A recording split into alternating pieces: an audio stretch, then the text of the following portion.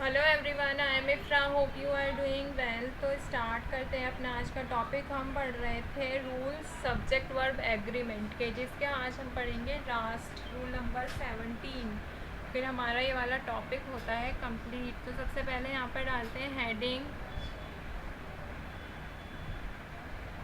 Rules of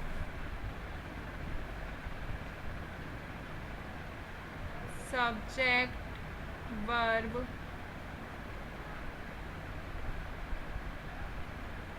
agreement.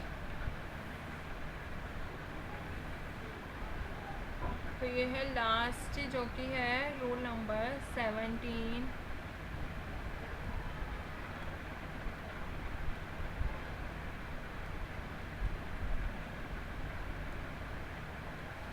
तो पहले देखते हैं, लिख लेते हैं रूल नंबर 17 क्या कहता है कि when you are using a sentence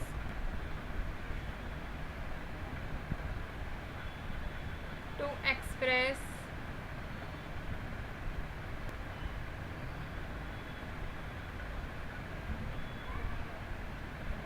a wish or a sentence expressing a request, verbs are used a little differently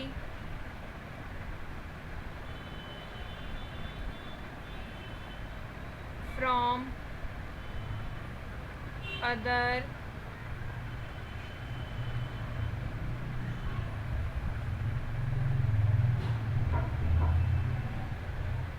sentences। तो एक बार रीड करते हैं क्या कह रहा है कि when you are using a sentence to express a wish or a sentence expressing a request, verb are used a little differently from other sentences। तो ये कह रहा है कि जब तुम किसी विश को एक्सप्रेस करने के लिए किसी सेंटेंस को यूज़ कर रहे हो, किसी सेंटेंस का यूज़ कर रहे हो, या फिर किसी रिक्वेस्ट को एक्सप्रेस करने के लिए किसी सेंटेंस का यूज़ कर रहे हो। तो बेसिकली क्या कह रहा है, आप समझिए इसको। ये कह रहा है या तो तुम किसका सेंटेंस का यूज़ कर रहे हो किसी विश को एक्सप्रेस करने के लिए, या फिर तुम सेंटेंस का यूज़ किस लिए कर रहे हो, किसी रिक्वेस्ट को एक्सप्रेस करने के लिए। तो जो वर्ब यूज़ होंगी वो दूसरे सेंटेंसेस से थोड़े अलग तरीके से यूज़ की जाती हैं, ठीक है। जितने भी हमने दूसरे सेंटेंसेस किए हैं उनसे थोड़ा अलग वे में वर्ब का यूज़ किया जाता है इसमें। तो एग्ज़ाम्पल देख लेते हैं, कहना क्या चाह रहा है। एग्ज़ाम्पल से ज़्यादा अच्छे से क्लियर होगा। एग्ज़ाम्पल्स, तो एग्ज़ाम्पल नंबर 1 देखते हैं। I wish I were a bird. तो क्या कह रहा है, विश की बात हो रही है। बोला था ना इसमें जब हम रूल नंबर 17 पढ़ रहे थे कि एक्सप्रेस आ विश, तो इसमें क्या कर रहा है, विश एक्सप्रेस की गई है कि काश में एक बर्ड होता। बर्ड मतलब पक्षी, काश में एक पक्षी होता। तो इसमें जो यहाँ पे देखेंगे वर्ब की बात की गई थी कि वर्ब कैसे यूज़ होगा,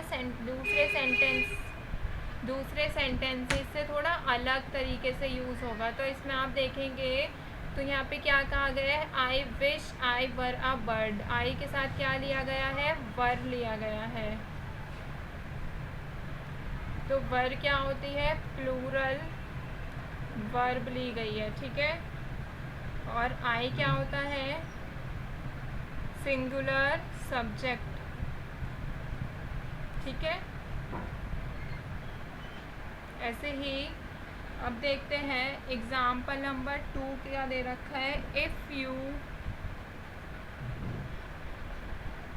were here,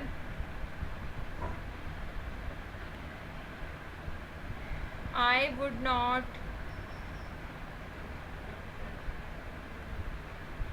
be sad. तो क्या कह रहा है? If you were here I would not be sad.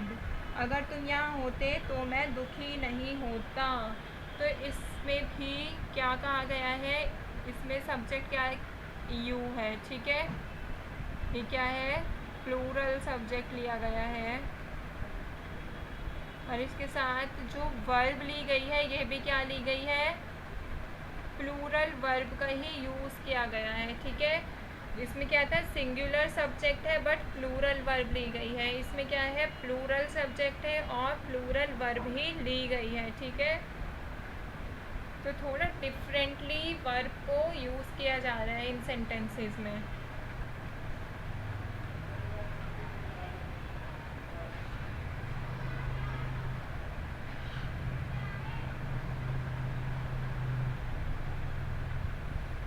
Example number 3 देखते हैं. थर्ड एग्जाम्पल है जैसे we request that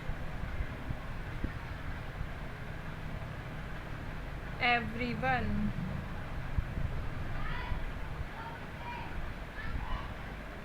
make their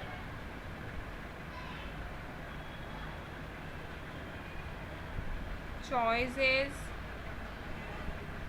now.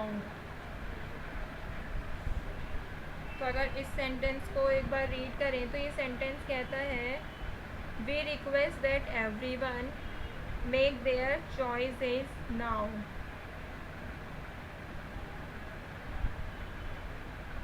तो इसमें अगर सब्जेक्ट देखें तो सब्जेक्ट क्या है? इसमें अगर देखें सबसे पहले देखते हैं कि रिक्वेस्ट है या फिर विश है. तो इसमें क्या साफ ही दिख रहा है क्लियरली कि इसमें रिक्वेस्ट की गई है. ठीक है,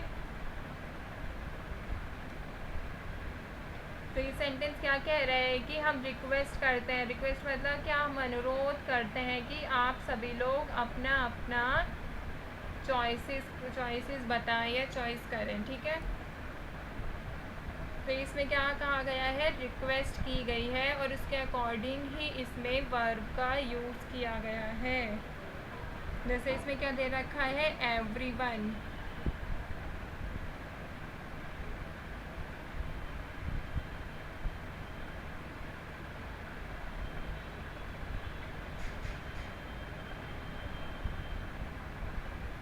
तो इसको कैसे माना जाता है? एवरीवन को पढ़ा रखा था, रूल नंबर 6 में पढ़ाया था कि एवरीवन को कैसे माना जाता है? सिंगुलर सब्जेक्ट की तरह ही बाय डिफ़ॉल्ट मानते हैं. ठीक है, और इसमें जो वर्ब यूज़ की गई है इसमें मेक्स नहीं लिखा, मेक ही लिखा है. ठीक है,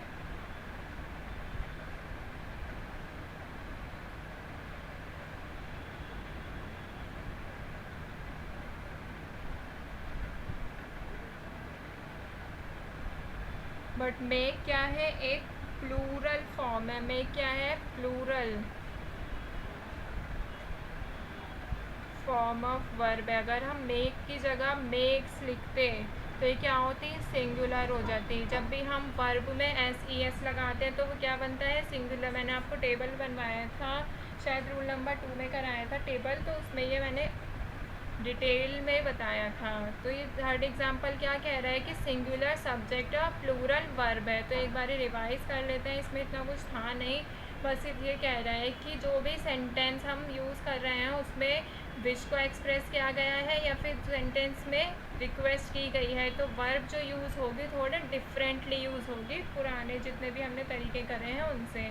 तो क्योंकि इसमें जो आई है, आई क्या है? सिंगुलर है.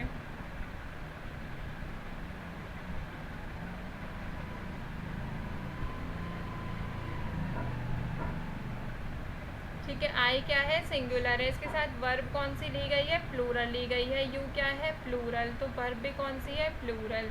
और यहाँ पे अगर देखेंगे we request that everyone, everyone अगर देखें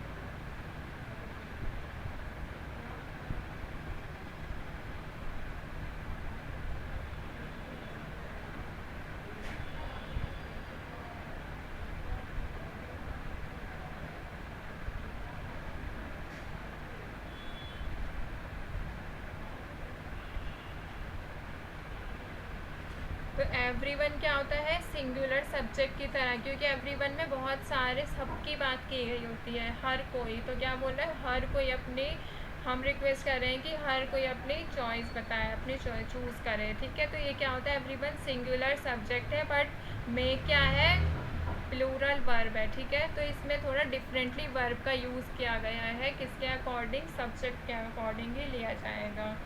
तो यहाँ पर हमारे सभी रूल्स कंप्लीट होते हैं। इसमें कितने रूल्स पढ़े हमने, 17 रूल्स कंप्लीट कर लिए हैं सब्जेक्ट वर्ब एग्रीमेंट के, ठीक है। तो मिलते हैं नेक्स्ट वीडियो में, देखेंगे अगर कोई प्रैक्टिस एक्सरसाइज होगी इसमें तो प्रैक्टिस एक्सरसाइज करेंगे, या फिर कोई टॉपिक हमारा रिमेनिंग होगा तो वो टॉपिक कंप्लीट करेंगे। तो मिलते हैं नेक्स्ट वीडियो में, stay tuned and thank you.